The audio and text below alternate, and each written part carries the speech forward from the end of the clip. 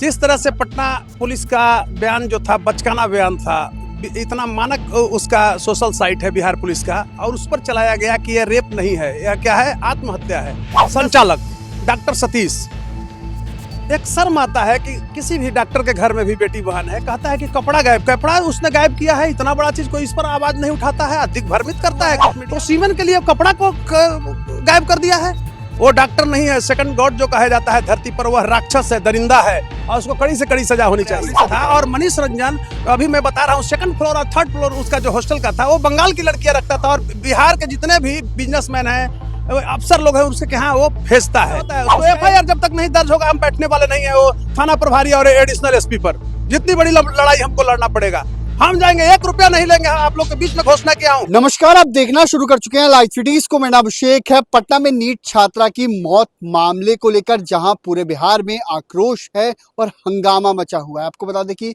इस पूरी घटना को लेकर एसआईटी की टीम है, वो जांच कर रही है, लेकिन अब मामला मानवाधिकार आयोग में भी पहुंच गया है। और मानवाधिकार आयोग में पटना के एसएसपी, पटना के सिटी एसपी पूर्वी और जो तमाम पुलिस अधिकारी, चाहे थानेदार रोशनी कुमारी हो या एडिशनल एसपी हैं, उनके खिलाफ जो पटना हाईकोर्ट के अधिवक्ता हैं, उन्होंने मामला दर्ज कराया है। आपको बता दें कि पटना हाईकोर्ट के अधिवक्ता नारायण प्रसाद की ओर से ये मामला, कौशलेंद्र नारायण की ओर से ये मामला दर्ज कराया गया है। सर, क्या कुछ कहेंगे, किस तरीके से ये मामला आपने दर्ज कराया है, क्यों दर्ज कराया है, क्या वजह है?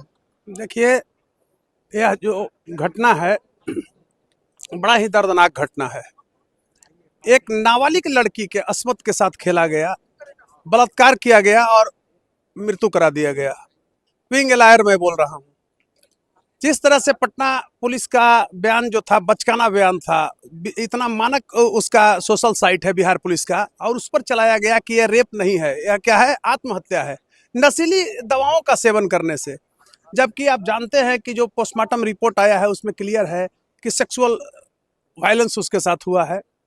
और इसमें दोषी लोग जो है वो बड़ा नगमा पेश कर रहा था। जैसे रोशनी कुमारी एसएचओ है, पटना का सदर एडिशनल एसपी है, उसके बाद आपको सबसे बड़ा दोषी, इस केस को खत्म करने, एक बड़े साजिश करने वाला, खासकर मैं कहना चाहूँगा, वो आपको प्रभात मेमोरियल हॉस्पिटल जो है उसका संचालक डॉक्टर सतीश। एक शर्म आता है कि किसी भी डॉक्टर के घर में भी बेटी बहन है, कहता है कि कपड़ा उसने गायब किया है, इतना बड़ा चीज कोई इस पर आवाज नहीं उठाता है, अधिक भ्रमित करता है। कुछ मीडिया में भी इस तरह के हैं जो पुलिस जांच को भटकाने का काम कर रहे हैं। अरे वो ऐसे पतलचट है, मैं इस रूप में कहूंगा। और इस रूप में कहना चाहता हूं कि बताइए कि ये कपड़ा क्यों गायब किया। किसी भी बलात्कार की लड़की पहुंची है, चाहे कोई भी उस परिस्थिति में लड़की पहुंची है जिसका प्राइवेट पार्ट्स में ब्लड है, तो वो प्राइवेट पार्ट्स में जो ब्लीडिंग हुआ है, उस सीमेन, 1 मिनट, बलात्कार जब किया होगा, आप समझिए ऐसे, तो सीमेन डिस्चार्ज हुआ है, तो सीमेन के लिए कपड़ा को गायब कर दिया है। वो डॉक्टर नहीं है, सेकंड गॉड जो कहा जाता है धरती पर, वह राक्षस है, दरिंदा है, और उसको कड़ी से कड़ी सजा होनी चाहिए। पुलिस अधिकारियों ने इसमें सबसे बड़ी लापरवाही की। हॉस्टल के अंदर साक्ष्य को मिटाया गया, हॉस्टल के अंदर ठीक से मैं कह रहा हूँ, नीलम अग्रवाल जब 1 मिनट देखिए, ऐसे इस पूरा केस को डॉक्टर ने बर्बाद किया है। सर्वप्रथम 6 तारीख की घटना है, 6 तारीख को इन्फॉर्म नहीं किया, 9 तारीख को एफआईआर हो रहा है। जब 6 तारीख की घटना है तो 6 को एफआईआर होना चाहिए था। जब लड़की की स्थिति बहुत बिगड़ गई तो मेदांता हॉस्पिटल में चली गई, तो मेदांता वाले के दबाव में पुलिस ने एफआईआर दर्ज किया। उसमें नीलम अग्रवाल को पुलिस वहां ले गई, थाने में तुरंत छोड़ दिया गया। 10 मिनट में उसको डिटेन करना चाहिए था, 24 घंटा तो पुलिस रख सकती थी, इतना बड़ा केस था।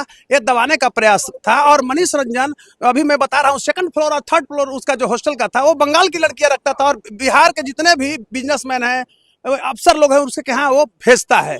उसका यही काम था, सेक्स रैकेट चलाता है। जैसे आप पंजाब में सोनू पंजाबन का नाम सुने होंगे, ये धंधा बिहार के लिए वो मनीष रंजन चंद्रवंशी था। इस मामले में आपने पुलिस अधिकारियों के खिलाफ क्या किया है? मैंने जब देखा, देखिए, सर्वप्रथम इस घटना पर मैंने ही आवाज को बुलंद किया था, बाद में लोग सड़क पर आए।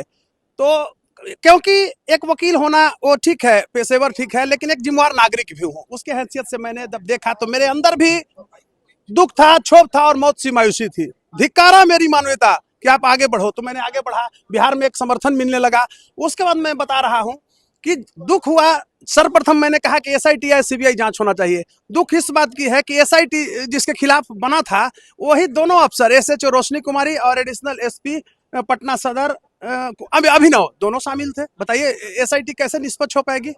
इसके खिलाफ कल मैंने केंद्रीय मानवाधिकार आयोग नई दिल्ली में चित्ररूप नगर के एसएचओ रोशनी कुमारी, एडिशनल एसपी अभिनव और सबसे बड़ा जो जलाद की भूमिका में आया है, साक्ष्य को मिटाना चाह रहा था, हालांकि तो रेप केस आ ही गया है मेडिकल रिपोर्ट में, वो डॉक्टर सतीश कुमार पर, उसके बाद पूर्वी एसपी पर और पटना का सीनियर एसपी पर। देखिए पटना का सीनियर एसपी जैसा ही बयान दिया, इतना ईमानदार अफसर और कनीय पदाधिकारियों को एडिशनल एसपी ने जो बताया होगा मामूली, उन्होंने ये कर दिया, पब्लिक में आम जनमानस में बोल दिया। सबसे दुर्भाग्यपूर्ण स्थिति क्या थी कि इस पर वरीय पदाधिकारी भी समझ नहीं पाए। बिहार का पुलिस का जो सोशल साइट है, बहुत मानक सोशल साइट, उसमें मतलब इस तरह से फ्लैश हुआ। बिहार में क्या मैसेज गया? बाद में आप मेडिकल रिपोर्ट देखें। आप एक एसपी हो सकते हो, एक पुलिसकर्मी हो सकते हो, वकील हो सकते हैं, एसपी को थानेदार लेकिन मैं डॉक्टर भी नहीं हो सकता हूँ और थानेदार चलाएगा? तो ये थानेदार से चले हैं लोग। दोषी कौन है? वो अभिनव, एक एडिशनल एसपी, एक जिम्मेवार, एक सदर का उतना बड़ा क्षेत्र था, उन्होंने एसएसपी को कहा था, एसएसपी ने ऐसा वक्तव्य दे दिया।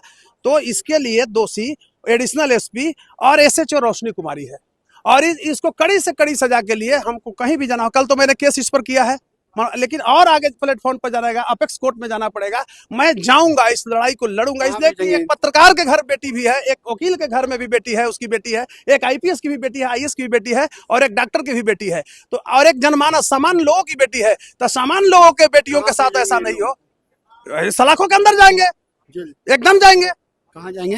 जेल जाएंगे, एकदम जाएंगे। क्या है, क्या होता है? उसको एफआईआर जब तक नहीं दर्ज होगा हम बैठने वाले नहीं है। वो थाना प्रभारी और एडिशनल एसपी पर जितनी बड़ी लड़ाई हमको लड़ना पड़ेगा, हम जाएंगे। 1 रुपया नहीं लेंगे। आप लोग के बीच में घोषणा किया हूं कि मतलब निःशुल्क इस मुकदमा को लड़ूंगा और लड़ रहा हूं। आगे भी लड़ाई जारी रहेगी, एकदम बिल्कुल। तो आपने सुना कि अधिवक्ता ने क्या कुछ कहा है। कौशलेंद्र नारायण, डॉक्टर कौशलेंद्र नारायण अधिवक्ता हैं पटना हाईकोर्ट के, और सीधे तौर पर कहा है कि जो थानेदार हैं और जो एडिशनल एसपी हैं, आपको बता दें कि जो एएसपी हैं पटना सदर के अभिनव और थानेदार रोशनी कुमारी को जेल भेजने की बात कही है कि जेल भेज कर मानेंगे और इसके लिए चाहे सुप्रीम कोर्ट जाना पड़े सुप्रीम कोर्ट तक लड़ेंगे। बड़ी बातें हुए कहते हुए नजर आए। अब देखना होगा आगे क्या कुछ होता है, लेकिन मामला केंद्रीय मानवाधिकार आयोग में गया है। अब आगे इस पूरे मामले में क्या कुछ होगा हम आपको अपडेट करते रहेंगे। बने रहिए लाइव सिटीज के साथ।